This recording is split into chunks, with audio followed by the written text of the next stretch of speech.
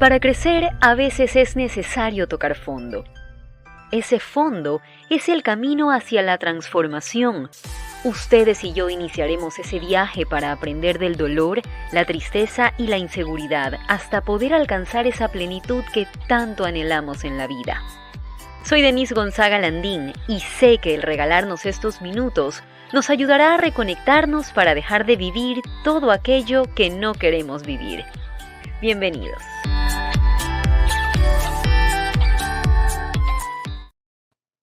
¿Qué tal, amigos del Poder de la Transformación? Los saluda Denise Gonzaga Landín y para mí es un placer poder siempre acompañarlos y estar junto a ustedes con temas maravillosos, temas que nos ayudan a crecer como seres humanos, temas de los que yo también aprendo en cada uno de estos programas y por eso siempre les agradezco a todos ustedes por ser parte de esta comunidad que poco a poco va creciendo.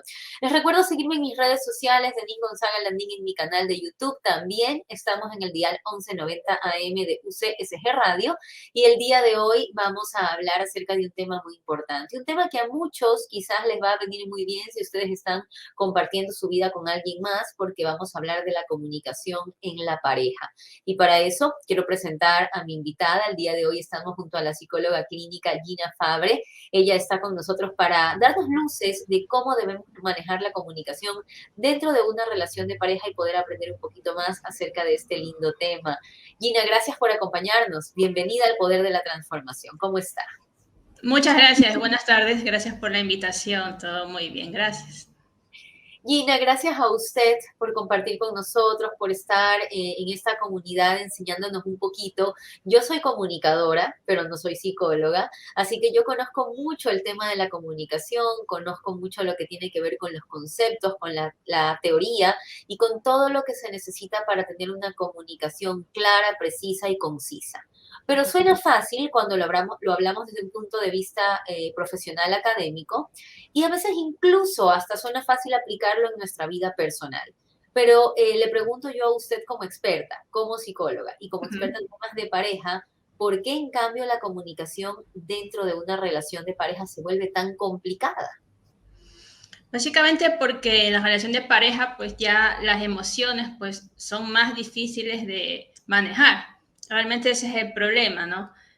Porque como dices, podemos saber los principios de la comunicación, pero cuando sentimos que algo nos afecta a nivel personal, pues salen las emociones, la ira, tristeza, entonces manejamos ya un lenguaje puramente emocional y comunicarse a ese nivel es complicado, porque ahí entramos en el problema común de las parejas, que son de las acusaciones. Si tú me hiciste esto y tú me hiciste lo otro, entonces eso se vuelve algo interminable, porque se están acusando mutuamente y generalmente lo que pasa es que el que lo acusa se defiende. Entonces ese otro acusa y el otro se defiende. Entonces ahí se genera un círculo que se puede decir vicioso, porque no va a terminar de ponerse de acuerdo entre tantas acusaciones, ¿no?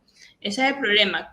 Porque al principio, cuando son enamoradas, por ejemplo, no hay esos problemas, pero conforme pasa el tiempo, pues ahí es que empiezan a haber estos problemas en cómo comunicamos lo que necesitamos, lo que queremos. ¿Y por qué, Gina, se vuelve tan complicado? Porque usted dijo algo que es clave. En primer lugar, y quiero ir puntualizando porque de ahí creo que parten muchos detalles, ¿no? En primer lugar, las acusaciones. El ser humano tiende, y esto se lo pregunto porque he notado también, y no solo en un ámbito de pareja, sino generalmente en todo, el ser humano tiende a justificarse todo el tiempo, a justificarse en vez de aceptar y asumir, ya sea un error, o aceptar lo que me está diciendo el otro. Es decir, quizás yo no lo dije de esta manera, pero debo de aceptar que a la otra persona esto que yo hice le hizo daño y la ofendió. Tal vez no fue mi intención, pero debo aceptar lo que me está diciendo porque es lo que el otro está sintiendo. Pero ¿por qué siempre uno tiende a justificarse en vez de aceptar, escuchar y buscar la solución? Sí, hay algo muy fuerte en esto de querer tener la razón. Soy yo el que tiene razón y como que la otra persona no, porque a lo mejor hay varios factores. Puede ser uno, realmente me conozco a mí mismo, hay cosas que a lo mejor la otra persona me dice y como dice, pueden ser válidas, pero yo no las quiero ver. Entonces ahí genero una barrera, porque me voy a enfrascar en que no, pero yo soy de esta manera. no es lo que tú estás diciendo. Entonces, ahí caemos en eso, en el querer tener siempre la razón. Pero lo bueno sería que obviamente estemos abiertos a escuchar, ¿no? Y conforme escuchamos, pues poder emitir si tienes razón o a lo mejor no, pero darle una explicación, ¿no? En lugar de discutir tal vez en tono ya de pelea, ¿no? Como decía esto de las acusaciones. Exacto, porque dentro de las acusaciones empiezan, como yo suelo decirle, es que tú. Entonces todas las respuestas son, es que tú me hiciste esto, es que yo te dije esto, es que tú me hiciste sentirlo de aquí, y es que tú eres así, y es que tú, es que tú, es que tú, es que tú, y ahí nos cerramos, Gina. Entonces, ¿cómo manejar esa situación? Quizás no estamos aprendiendo a escuchar, quizás cuando hablamos de comunicar solo queremos expresar, sentir, desahogar y hasta agredir a la otra persona y no estamos acostumbrados a recibir, a escuchar, a interiorizar. ¿Cómo lo manejamos? Sí, el problema básicamente es la escucha. Entonces, por ejemplo, se dice hay que ser empático con la otra persona, pero ¿cómo logras eso? Escuchando. Primero tienes que escuchar, dejar que la otra persona hable. Incluso hay un ejercicio, ¿no? Que se dice en las sesiones de pareja. A ver, dedíquense un tiempo, 15 minutos, 20 minutos. Tienen un problema. A ver, 3 minutos o 5 minutos solo va a hablar una persona, no la va a interrumpir. Entonces, escuche lo que tiene que decir. Y a continuación, pues ya cuando termina el tiempo, sigue la otra persona y también va a hablar de lo que también le pasa. No es respuesta de lo que el otro le dijo, sino que ya previamente esa persona tiene también cosas que quiere explicar. Entonces ahí se genera eso, un ejercicio, ¿no? De escucha. Entonces es importante a lo mejor practicar también. Ahora, Gina, también está muy de moda hablar y sobre todo esto en temas que tienen que ver con emprendimiento, a nivel corporativo, etcétera. Se habla mucho de la comunicación asertiva. Y cuando hablamos de comunicación asertiva, y esto lo digo yo, pero desde el punto de vista comunicacional, hablamos de una comunicación directa, de una comunicación franca, de una comunicación sincera, en la que si hay que decir no puedo, o esto no me gusta, debo de decirlo, pero obviamente de una forma en la que no dañe o hiera al otro. En la comunicación ya de pareja, ¿cómo aplicar la comunicación asertiva cuando a veces hemos ya rebasado estos límites del es que tú, de echar la culpa y ya hay heridas? ¿Cómo puedo hablar y ser franco? Porque ahí viene otra historia. De repente, como ya existen estos trasfondos de falta de comunicación, estas heridas, como ya no quiero más peleas, ya no digo lo que siento, digo lo que el otro quiere escuchar o digo cualquier cosa o digo las cosas por encimita. Y cuando se habla de comunicación asertiva, se tiende a pensar que es una comunicación en la que siempre se busca una conciliación, en la que debe ser como una comunicación positiva, pero no se está tomando en cuenta esta franqueza y esta sinceridad que debe tener la comunicación para que el mensaje llegue de la forma correcta. Sí, más bien es necesaria, como dice, esa franqueza, esa honestidad. Pero como dices, pues si hay una pareja que a lo mejor ya está con demasiadas peleas, a lo mejor ya es difícil que ellos por su cuenta logren aplicarlo. Y ahí es necesario quizás la terapia, ¿no? No siempre es necesaria la terapia, ¿no? A veces la pareja puede darse cuenta que tiene problemas y pueden solucionarlos por su cuenta. Pero cuando te notas que ya se te sale de las manos, que ha pasado tanto, como decías, pues es difícil. Y sí es necesaria la comunicación asertiva, ¿no?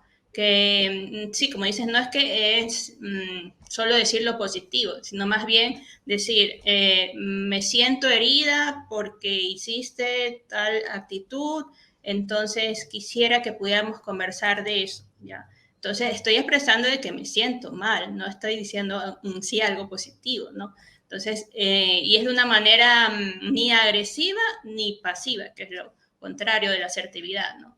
Entonces sí es necesario eso, pero esto se logra también a veces con ensayo, ¿no? Porque no siempre nos va a salir a la primera el poder decir lo que sentimos. Incluso hay personas que les cuesta ser lo que se dice vulnerable, ¿no? Pero con tu pareja deberías de serlo, ¿no? Porque es tu pareja, la escogiste, hay intimidad, es permitido sentirte de esa manera, ¿no? Y expresar, ¿no? estoy enojado por tal razón o me sentí mal, me sentí triste por esto, ¿no? Pero lo que pasa es que no se expresa esto y más bien sale es el enojo, la furia, la acusación. Entonces ahí caemos en estos problemas de comunicación. ¿Qué sucede, Gina, cuando de repente no tenemos esa ayuda profesional o hemos probado la ayuda profesional y aún así los problemas persisten? ¿Qué es lo que hace que se rompa esa comunicación? Que hay parejas que sí la mantienen. Yo he visto parejas y nos han escrito personas que nos han sugerido este tema, que hay parejas que tienen 20, 30, 40 años y siguen siendo muy amigos. Creo que la amistad es algo importante y es algo fundamental, porque con nuestros amigos somos libres, con nuestros amigos conversamos, somos muy originales, somos nosotros. ¿Por qué con la pareja no? No en todos los casos, pero en algunos casos, ¿por qué con la pareja no podemos ser amigos? Y entonces la forma de comunicarnos es diferente. Claro, lo ideal es eso, llegar a ese nivel de intimidad, de amistad, de poder decir justamente con esa persona que es mi compañero de vida o compañera de vida, pues lo que me pasa, ¿no? Si yo rehuyo la conversación, si lo evito, pues va a haber muchos problemas. Y lo ideal es eso, de que podamos abrirnos a comunicarnos, especialmente con esa persona. Y lo que tú decías de estas parejas que duran 20, 30 años, eh, todos tienen problemas, todos tenemos discusiones. ¿Qué es lo que pasa con esas parejas que duran? Es la forma en que resuelven ese problema. A lo mejor es algo no tan importante, entonces lo dejamos pasar. No tenemos que discutir por algo que no es muy relevante. Si es un problema pues que se repite, es un problema que verdaderamente siento mal, pues ahí sí es necesario conversarlo y discutirlo y poder llegar a un consenso, ¿no? Entonces estas parejas llegan a un consenso. Hay cosas que a lo mejor se pueden cambiar y otras no. Hay un autor que se llama John Gottman, ¿no? Que él habla de los problemas no resolubles. Entonces dice, de estos ¿Cuáles problemas son? no resolubles no hay que discutir. Por ejemplo, que la persona, una de la pareja, pues una persona de cualquiera, puede ser el hombre o la mujer, le gusta salir más y al otro menos. Dice que eso es un problema para él no resoluble.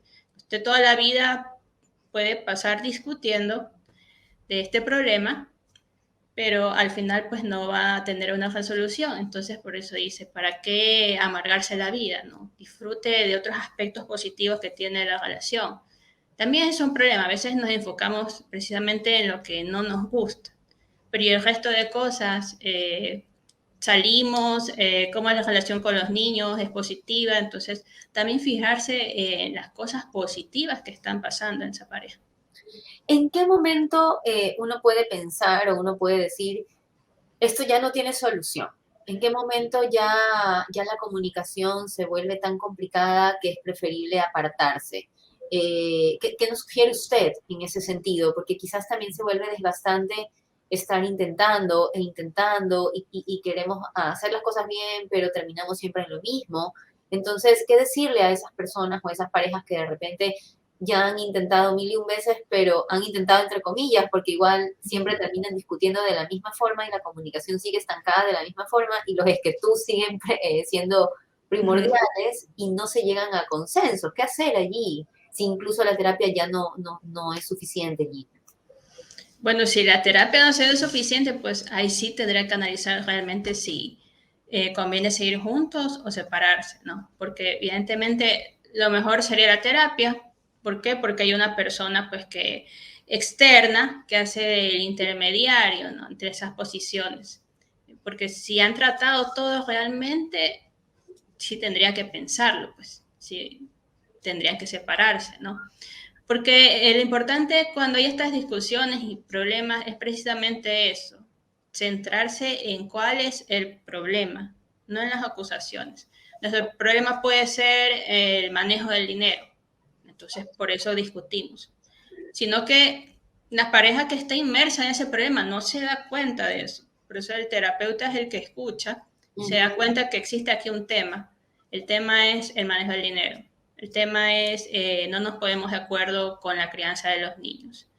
El tema es el tono de voz de mi pareja que me dice las cosas de esta manera. Entonces, Entonces, nosotros en la terapia pues tratamos de encontrar un tema conector que pareciera que fueran problemas aislados, pero si los conectas es un solo problema, ¿ya? Y que la pareja se una para trabajar en ese problema. Los dos deben de trabajar en ese problema. No es que el otro que me hizo esto y entonces él lo tiene que resolver solo, no es así. Tenemos que inmiscuir a los dos en ese problema para la solución. Usted mencionó algo interesante, Gina, el tono de voz, por ejemplo, y ahí entro yo como comunicadora, que entra también, que para mí es muy importante siempre hablar del lenguaje no verbal, porque puede haber un tono de voz suave, pero puede haber un dedo acusador, o puede haber una actitud déspota, o puede haber una mala cara, una sonrisa irónica, una mirada de ojos, ¿verdad? Que de repente expresa todo lo contrario de lo que está expresando nuestra boca.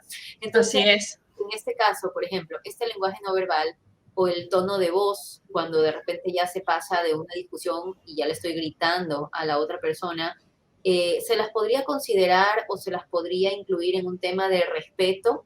¿Qué sucede cuando utilizo o cuando me exaspero y hago este tipo de ademanes o levanto la voz con el respeto hacia la pareja? El respeto creo que es una línea muy delgadita que nos puede de repente llevar o a reaccionar o a quebrar la relación. Y lo que dice es importante, es verdad. Eso debe de haber coherencia, ¿no? Si yo trato de suavizar un problema, pero estoy haciendo otros gestos o pongo una cara pues diferente, el mensaje va a llegar mal, porque se va a dar cuenta. Todos nos damos cuenta del lenguaje no verbal. Entonces debe de haber esa coherencia con lo que digo. Y claro, eso de la delgada línea, pues sí es un peligro, ¿no? A veces se han llegado parejas que dicen, sí, la última pelea como que le di un golpe. Entonces llegan ahí acá a la terapia. Pero bueno, digamos que fue una sola vez y llegan súper preocupados, ¿no? Claro, Ya bueno, es diferente del maltrato, que es algo ya continuo. eso le iba a decir, digamos que quizás ya el maltrato físico entra ya en un tema mucho más fuerte, pero a veces no estamos pensando en maltrato, pero no sé qué tanta falta de respeto, tan maltrato sea levantarle constantemente la voz a la otra persona o decirle ya Claro. cállate, sabes qué, piensa Sí. lo que quieras.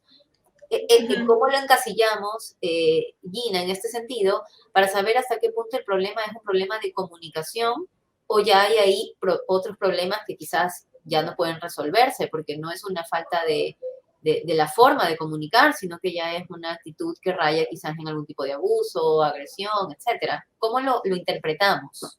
Claro, si esta persona pues siempre responde agresivamente, como lo acabas de indicar, ya eso sí es una falta de respeto, pues, porque la otra persona va a sentir, obviamente, no me siento escuchada, no me siento entendida, no, esta persona me dice que me calle, entonces, o se va. Hay personas que también evitan y se van, entonces la otra persona se siente, no es importante lo que estoy diciendo porque se va y no me escucha.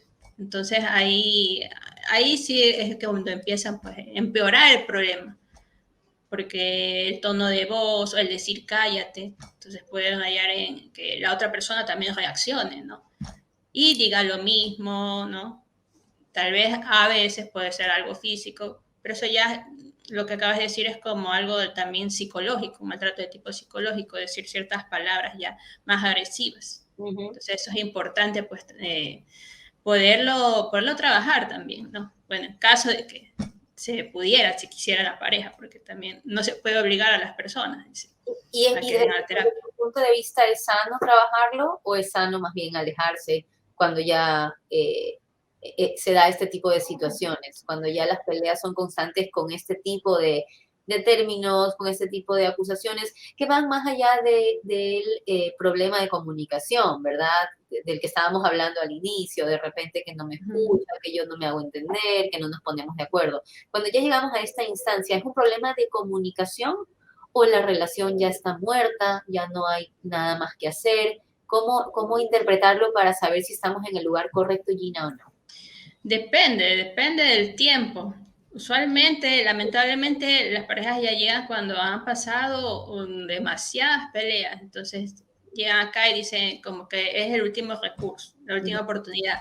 Y no debería ser así. Más bien, cuando ya empecemos a ver este tipo de peleas, por ejemplo, como que pensar, necesitamos, creo, a alguien más que nos ayude porque no hemos podido salir de este ciclo de agresiones. Entonces, ese es el momento ideal. Ya cuando han pasado mucho, es difícil, incluso si vienen acá, pero es más complicado porque toda conducta pues se va creando es un hábito, ¿no? Entonces eso queda grabado. Entonces sacar eso toma tiempo, ¿no? Digo que sea imposible, pero puede tomar más tiempo. Y usualmente pues a muchas parejas no les gusta tampoco dedicar mucho tiempo a eso. Entonces lamentablemente ahí vienen las separaciones, ¿no? Mejor cada uno por su lado. Y justamente, Gina, cuando hablamos ya de una separación por ese tipo de problemas, me pregunto yo, y volvemos un poco al inicio de lo que usted decía, ¿no? Con nuestros amigos somos diferentes. Cuando hay amistad, el trato es diferente. ¿Qué hace que se vaya deteriorando este trato? Generalmente la mayoría de las parejas empiezan con una amistad. ¿Qué hace que esto se vaya degenerando y que esta amistad se vaya diluyendo en el tiempo y por ende el trato y por ende la confianza en la que prefiero contarle mis cosas quizás a mi amiga, quizás a un amigo y ya no a mi pareja? ¿Qué es lo que hace que esto vaya mermando en vez de irse fortaleciendo? Ya, lo que hace que verme, pues, es que durante la pareja, el matrimonio, la unión, va a haber ciclos que generan diferentes crisis. Por ejemplo, el primer embarazo, el nacimiento del niño, eso genera un cambio en la dinámica de la pareja. ¿Ya? Luego, el crecimiento de los niños, si ya llegan a ser adolescentes, es otro cambio. Todo eso va a generar lo que se llama pequeñas crisis, que la pareja debe ir superando. Incluso cuando ya los hijos se van, pues que dice el nido vacío también. Entonces, o sea, es otra crisis. Hay diferentes crisis a nivel del matrimonio de la pareja. Eso es importante que las personas lo conozcan. Creo que no es muy conocido ese tema de que hay diferentes situaciones que nos cambian, ¿no? Estamos adaptados a salir por nuestra cuenta, irnos de viaje, pero llega el niño o llegan varios niños a nuestra vida, entonces, ¿cómo ahí nos adaptamos a eso? La intimidad, ¿qué pasó con la intimidad? Llegaron los niños y ya no tenemos intimidad. Entonces, todos esos detalles importantes de qué hacíamos antes y qué ha pasado ahora con estos cambios, qué dejamos de hacer. Quisiéramos retomar algo de lo que hacíamos antes y que nos llenaba de felicidad, entonces es importante recordar eso. Pero con el trajín del día, el trabajo, el estrés, quizás nos olvidamos de esas cosas que eran importantes, ¿no? Esas salidas, esa intimidad, incluso esos momentos que a lo mejor salíamos a tomar un café y conversábamos lo que nos pasaba. Lo importante también es que se pueda dedicar, aunque sea una vez semanalmente, media hora, a salir y hablar, ¿no? Saber cómo está nuestra relación va bien, algo pasa, algo pasado contigo, conmigo, el poder conversar, ¿no? Simplemente eso, saber cómo estamos como pareja, que también creo que es algo que no se hace usualmente, el saber dónde estamos ahorita. Y en todo momento, ¿no? Tenemos hijos, ya adolescentes, universitarios, hay que dedicar ese tiempo a saber dónde estamos ahorita como pareja, que hemos a lo mejor perdido, que queremos recuperar también. Ahora, Gina, y bueno, yo siempre un poco trato de hacer las preguntas de las personas que me sugieren los temas, ¿verdad? Pero esta pregunta sí va por cuenta propia. Yo me pregunto, ¿no? Cuando de repente vemos a las familias, ¿verdad? Es como que cada persona es importante, cada persona es especial porque cada persona es única. Es decir, la mamá en casa es única, el papá en casa es único y cada hijo con su característica es único, y así el abuelito, y así el tío, y así formamos una familia. Cuando tenemos desacuerdos con nuestra familia, es decir, si yo tengo desacuerdo con mi hermano, no porque tengo desacuerdos constantes con mi hermano, dejo de considerarlo mi hermano, y por mucho que me enoje algo, sigo sentándome a la mesa a comer con mi hermano, y sigue siendo mi hermano. Y lo mismo sentimos si de repente hay un problema con un tío, si de repente una mamá tiene un problema con un hijo, lo sigue amando como hijo, lo sigue tratando como hijo, aunque se vayan dando estos desacuerdos. Se supone que la base de la familia son los esposos.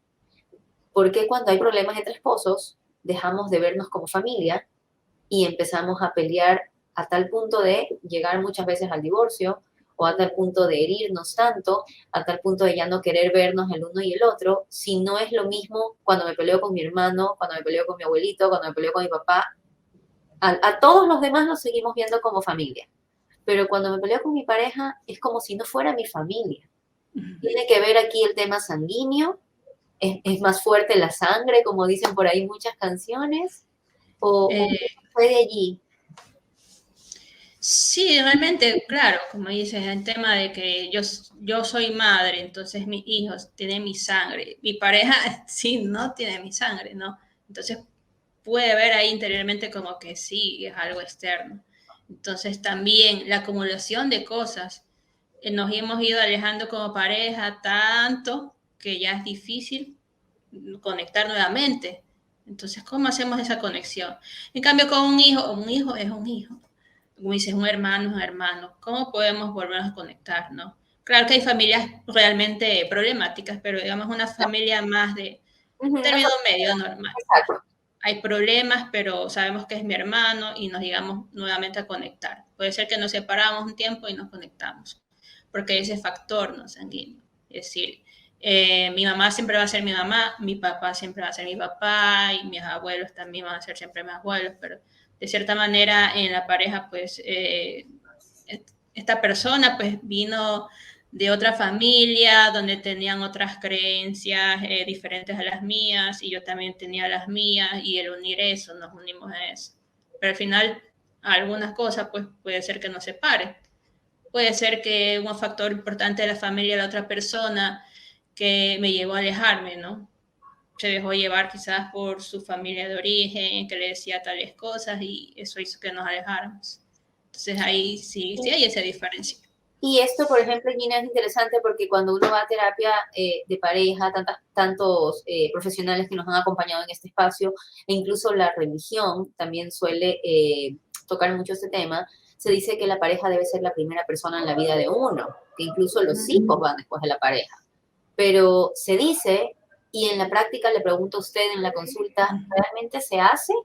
Porque ahí es donde yo digo, al momento de las dificultades, al momento de los problemas, al momento de las prioridades, siempre tiende a pesar mucho más y en la práctica a pesar más la familia sanguínea que la pareja, aunque la Biblia, la religión o la psicología nos digan que la pareja debe ser primero en nuestra vida.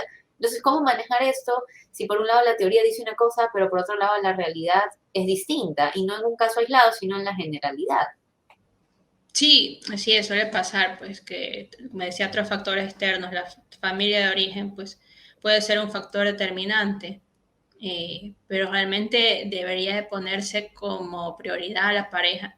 Yo sé cuando vienen les digo, pues, bueno, usted tiene su familia de origen, ahí tienen sus creencias, su manera de ver las cosas, la relación de sus padres que también afecta mi relación actual, porque si yo veo un hogar, mi mamá, papá, cómo se tratan, a lo mejor eso yo lo repito también en mi pareja. Pero ustedes se han unido y están formando algo nuevo. Entonces, de cierta manera los trato de educar y decir, ¿no? Quizás esto tampoco no se habla mucho, ¿no?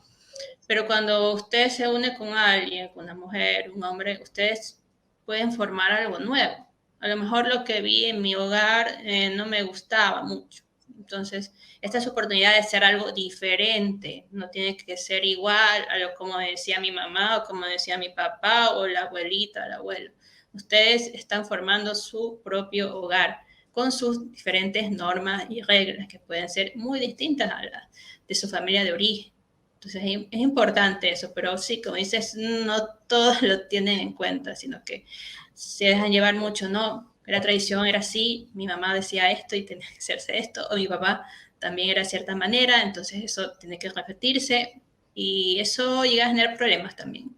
El aferrarse mucho a las cosas que vienen de atrás. Esas tradiciones. Y en el tiempo se nos ha ido volando y me encantaría seguir conversando con usted, pero seguramente no es la primera vez que la vamos a tener aquí en el Poder de la Transformación. En los pocos minutitos que nos quedan, nada más un minuto, de manera muy práctica, ¿sí? ¿Qué consejos rapidito nos puede dejar de tarea para que aquellas personas que de repente nos están viendo y que necesitan mejorar esa comunicación de pareja puedan aplicarla desde hoy en sus hogares? Sí, lo principal y lo que también se dice en las sesiones, hable desde usted, qué es lo que usted siente, cuál es su necesidad. Mi necesidad es que quiero ser escuchada, comprendida, protegida o protegido, abrazado también, porque un hombre también puede decir que siento falta de afecto. Entonces, ¿cuál es mi necesidad, mi deseo? Entonces, hablar desde esa parte emocional. O si me ofendí o me siento ofendido, me sentí de esta manera. Entonces, hablar de esa manera, ¿no? Y principal, dejar ese espacio de hablar, un espacio cuando estemos listos, ¿no? Que si estoy cansado o estoy con sueño, no he comido, vengo estresado y ellos recién hablar. No, dejemos un tiempo para eso y para expresar las necesidades, hablar desde cada uno, no desde la acusación. Ese es el consejo que les puedo dar y obviamente pues si sienten que tienen ya mucho tiempo con discusiones que no se pueden poner de acuerdo o llegar a la solución, pues busque ayuda, ¿no? Sí, es importante también, eso puede ayudarles mucho. Claro que sí, Gina, definitivamente. Yo creo que usted le dio al clavo cuando dijo no hablen cuando no han comido, porque al menos yo si no he comido no puedo hablar, no puedo pensar, no puedo trabajar, no puedo nada. Sí, a mí también me pasa. Mi querida Gina, gracias por esta linda entrevista. ¿Cómo contactarla? ¿Cómo seguirla en redes para resolver estos conflictos y estos problemas de pareja? Sí, mi número de celular es el 099 38 12 933. En Facebook también me puede buscar como psicóloga Gina Fabre y también en Instagram ginafabre.psi, PSI de psicóloga. Entonces, cualquiera de las dos vías, Facebook o el Instagram, ¿ya? Perfecto, ahí está entonces la información. Gina, gracias por habernos acompañado el día de hoy aquí en El Poder. Muchas gracias por la entrevista. Cuídense. Gracias a ustedes, como siempre, por haber estado en nuestra sintonía. Ya saben, nunca resuelvan nada sin haber comido. Eso no es recomendable. Los quiero mucho. Yo disfruto mucho de estas entrevistas. Estoy muy agradecida a las personas que nos siguen siempre en mis redes sociales. Gracias. Estamos ahora en TikTok y estamos subiendo allí contenido que resume todos los temas que hemos tratado hasta el día de hoy aquí en El Poder de la Transformación. Así que síganos también, porque si se perdió esos programas, puede encontrar contenido interesante en nuestra cuenta Denise Gonzaga Landín. Conmigo será hasta la próxima. Chao, chao. Espero que hayan disfrutado al igual que yo de este programa. Los invito a suscribirse a mi canal de YouTube y a seguirme en mis redes sociales para que estén al tanto de todas las novedades sobre este espacio de reencuentro, el poder de la transformación. Hasta la próxima.